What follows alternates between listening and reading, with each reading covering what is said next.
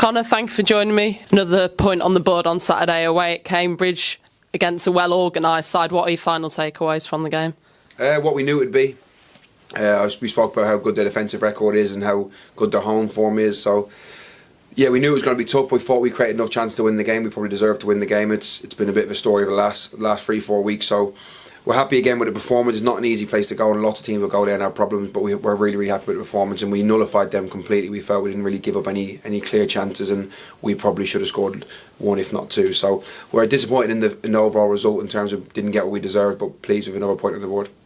Fans highlighted Callum Stead as one of the standout players for his work rate and his effort. How hard has he been working in training, and how desperate is he to get on the score sheet soon? Listen, he's always scored goals since being at the football club, and throughout his career, to be fair to him, he's always on the move. He gets a lot of chances. Listen, he'll tell you himself he needs to be cleaner with his finishing. He, as I said, he gets a lot, but he misses quite a few as well. So if he can just polish up that part of his game, and there's no doubt he'll hit the same numbers that he hit last year. And the good thing for Steady is he's still getting in them opportunities and them positions. But in terms of his overall play, we're so happy with him. He's a pest. We always say it. He works so hard for the team, and he keeps going right to the end. So if he keeps doing that, I'm sure the goals will flow. Despite not coming away with the 3 points, the 922 fans still clapped the players off at the end, which shows that the players put in all the effort that they could. So how pleasing is that the players did put in everything that they could to try and get those 3 points? I think it's been standard for us now. We've got to that point where the application every week, that we can never question that. Sometimes performance might not be great in terms of quality, or might be a day where it's just a bad day at the office in terms of output and as I said, quality on the ball or whatever it may be. But in terms of application, we can never fault the lads. They work so hard day in, day out, and I think the fans can appreciate that. And there's a big reason why we've had such a good away following. I feel that we've given them something to cling on to in away games and shout for. So if we can keep that going, tomorrow will be another tough test. And as I said, the lads continually work hard. So once you're doing that, you give yourself a chance to win games of football. The lads took part in a training game against Crystal Palace earlier in the week. What was the reasoning behind that? Was it just sort of to see where players were at and sort of give those that haven't had the game time some minutes? Yeah, listen, to be honest, it was majority for Kizzy really. He just come back, as we spoke about earlier in the interview, so it was good for him to get a game and it just make sure that he was in a position to go in and go out on loan and play matches. So he come through it unscathed and thought he'd done really well. And as I said, he's such a good professional. He's come back in good nick, so we're pleased for him. And that was the main thing. Obviously, it gets minutes into other lads that haven't played, so it ticks a lot of boxes for us. And it's better than probably put on a normal session. So we're pleased for Palace for coming down, and we thank them for that. Any new squad updates ahead of tomorrow's game at all? Obviously, yeah, Kizzy's back fit. We've gone on loan, so that's an update there. There's no Brownie's close. He's been training.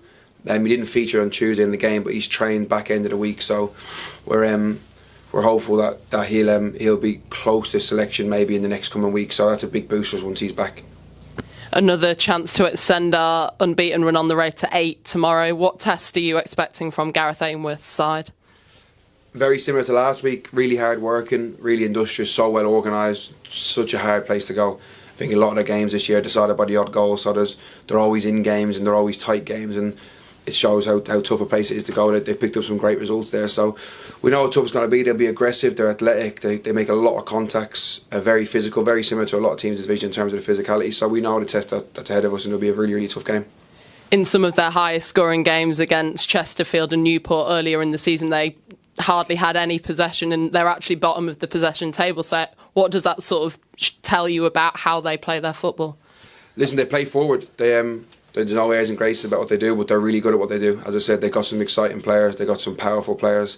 That'll be a real handful for our lads, and if we can't match that physicality, it could be a tough day. But we know we can stand up to that. We've showed that in this season so far. So it'll be a tough physical battle. If we can match that and top that, we feel like we've got a good chance to go and win the game. But it'll be a really, really tough game. It's a hard place to go. With them being such a high pressing side, is that sort of a topic of conversation for a change in formation at all, or is that something you've spoken about this week? We always take each game as a competition, but obviously you can't give too much away tactically in terms of interviews and stuff like that. So listen, we know the challenges they bring. They'll play forward, they'll run forward, they think very, very forward. They don't often look back and think what's behind them. They're front-footed team, so it'll be a tough day, and the lads have got to stand up to that.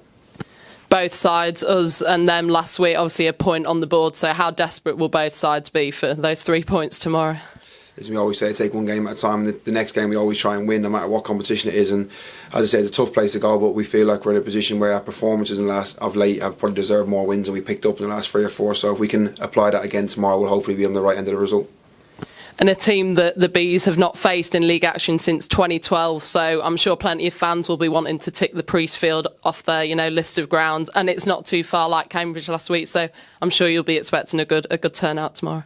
We hope so. I mean, the support last week was incredible, wasn't it, to have that many numbers away from home, and they were so loud all game. It was amazing. So it shows how far we've come as a football club, and the fans turn down the numbers from away game. That is so good for us and so good for the players. So we're so thankful for that, and we'll hopefully that'll be the same tomorrow. And as I touched on, our away form's good. So thankfully we've given them something to travel for in a lot of the games. So we'll try and do that again tomorrow. And as I said, they spur the lads on. It can be like a 12th man. So as I said, last Saturday was outstanding, and please God it's the same tomorrow.